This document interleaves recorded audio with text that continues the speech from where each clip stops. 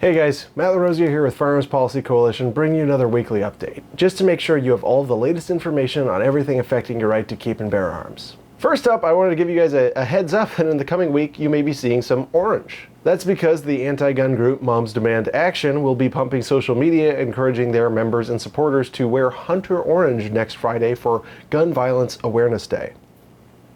Now, what is that, you may or may not ask? Well, dear viewer, it's a day when suburbanites can gather in urban centers to protest your civil rights as a general concept. We'll be talking about gun control proponents wearing orange too, but in a slightly different way.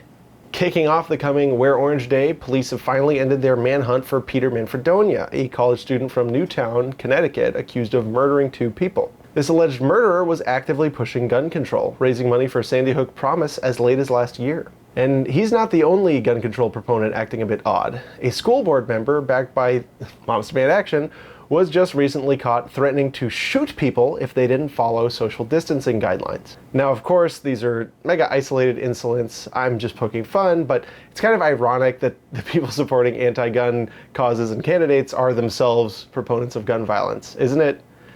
Maybe it's the reason they want gun banned, is maybe they have these violent thoughts and they think that they're normal and everyone has them, and that's why we have to keep guns away. Who knows?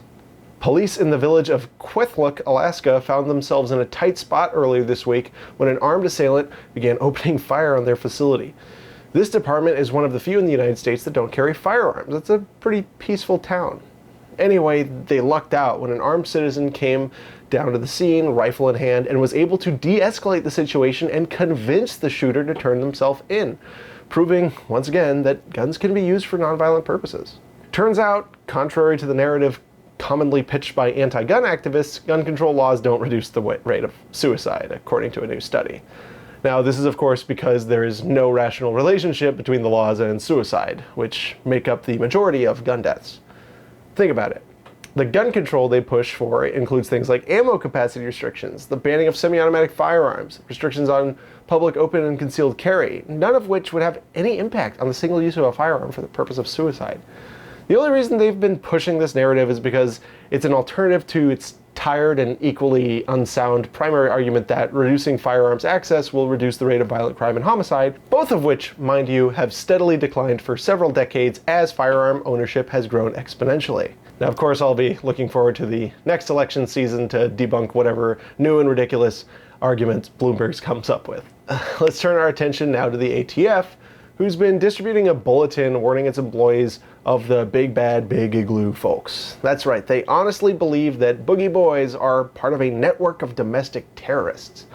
I mean, then again, let's be honest, the ATF isn't really known for taking a joke or being reasonable, so I guess it shouldn't be a huge surprise that they're overreacting. So keep an eye out. Make sure you're not on a new and different watch list. Speaking again of the ATF, President Trump's nominee for ATF Director has been rejected for the last time, and for pretty good reason. Chuck CANTERBURY, the former president of the National Fraternal Order of Police, was known for supporting things like universal background checks, gun registration, red flag laws, and assault weapon bans. All things we've talked about pretty extensively that are unconstitutional, illogical, all-around bad policy. He was also opposed to concealed carry reciprocity.